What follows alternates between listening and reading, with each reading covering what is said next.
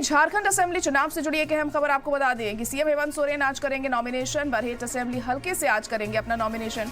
कल्पना सोरेन भी आज अपना पर्चा दाखिल करेंगी। गांडे सीट से दाखिल करेंगी पर्चा। चंदन कियारी से अमर बावरी भी अपना पर्चा आज दाखिल करेंगे। तो नामांकन दर्ज करने का सिलसिला भी अब शुरू हो चुका है। 2 फेजेस में चुनाव होने हैं झारखंड में। पहला फेज 13 नवंबर को होगा और दूसरा फेज 20 नवंबर को होगा।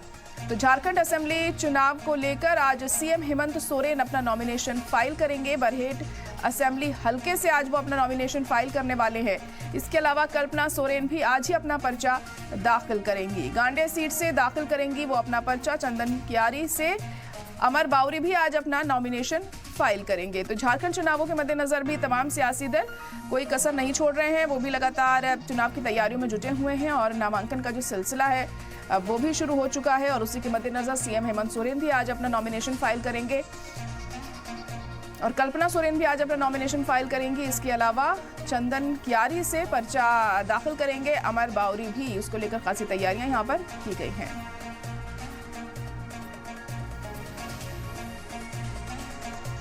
2 फेजेस में इलेक्शन होने हैं झारखंड में।